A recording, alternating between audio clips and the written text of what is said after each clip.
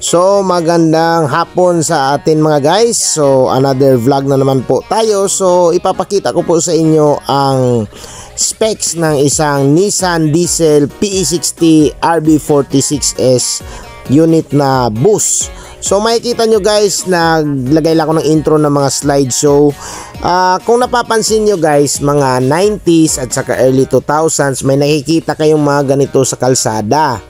Usually mga rear engine, gaya nung sa Bachelor, Piltranco, ito naman sa Yellow Bus. So yan po ang RB46 na Nissan Diesel. So ang ginagamit po nila guys is PE6 series with T. Ibig sabihin ng T, turbocharger. So may turbocharger po yan ng mga bus. So matutulin po yan siya guys. Before pa yan mga China bus na yan, mga Hino RK, ito po yung mga hari ng kalsada noong late 80s, buong dekada 90 hanggang 2006, bago sila napalitan ng PF6. Pero meron pa rin tumatakbo hanggang ngayon guys na cargo bus. So yan po ang i-intro natin para at least dagdag kaalaman kung ano yung mga bus natin before, bago yung mga China bus na yan at saka yung mga mas maliliit na makina. So ito po guys ang front panel gauge ng isang Nissan Diesel RB46, equipped with PE60 na makina. So salamat po kay Mr. Mones ng JM Cargo. So isa ito sa mga nabubuhay na mga bus, pero ngayon ay cargo bus na po siya. So yan yung mga switch ng ilaw sa ibabaw, and then yung Denso air conditioner naman na sa baba na panel gauge. So yan lang po, simple lang po siya guys. User friendly po siya talaga na type of bus guys. Simple lang yung gauge niya at saka buhay pa itong amplifier. Meron pang player JVC. So ayan yung starter key. And then ito naman yung manibela niya guys. Pasensya na kasi lumang-luma na talaga itong bus, pero tumatakbo pa rin. Pero cargo operated na siya. Cargo bus na po siya talaga guys.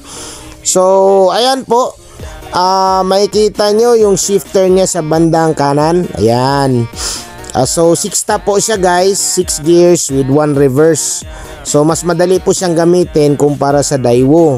And then ito yung mga pedals niya, clutch, brake, and accelerator. So very basic lang po siya guys. Ayan po yung mga pedals natin sa isang Nissan RB46. So technically guys, wala na pong Nissan Diesel ngayon. So UD Trucks ang tawag na po niyan. Pero meron pa naman mga pyesang ganito sa ngayon guys, mga surplus na nga lang. So nandito tayo sa may rear portion ng bus guys. So mapapansin nyo, binuksan ko siya gamit itong letter T na susi. So common po yan sa mga Philippine made bus guys. So dito banda yung right side nya, may vent dyan. So kung makikita nyo paano nalalak or nabubuksan yung stribo ng bus, yan, didemo ko sa inyo. Twist lang yan guys, twist lang yan. Okay. And then kung mapapansin nyo guys, may malaking kawad dyan. So yan yung kuryente na galing sa baterya. Papunta po yan siya doon sa, I think connected po yan doon sa alternator. So para magkarga yung kuryente, and then para din sa starter para ma-start yung bus. So ayan naman yung napakalaking radiator. So yan yung nagpapalamig sa makina ng ating bus guys.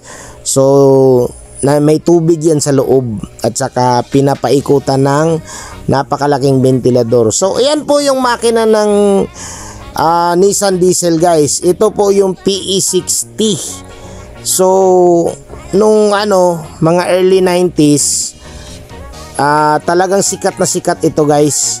Ayan may nakalagay PE. So talagang PE series po siya ng Nissan Diesel. Ayan. So makikita nyo yung mga napakaraming puliya guys. Yung main pulley at saka ito yung sa alternator sa bandang kaliwa. Sa pinakakaliwa naman yung KB Autotech na air conditioner. Yan yung natin, compressor. And then kung makikita nyo guys sa bandang dulo, yun yung turbocharger niya, Garrett turbocharger. So kaya PE6T. Ayan yung main puliya. And then meron ding secondary na puliya para doon sa ating radiator fan, para lumamig naman yung ating makina. So huwag kayong kumpiyansa niyan guys. Ngayon tumatakbo lang siya as cargo. Mas mabigat ang dala niya as cargo bus kaysa passenger bus pa siya. And then ito naman yung panel sa likod kung kailangan mag-start sa likod ng bahagi ng bus or magpatay ng makina. Pwede po yan dyan guys. Pakinggan nyo ang pag-andar ng makina nito guys. Napakaganda sa tenga. Kahit man wala na ito, gustong gusto ko ito.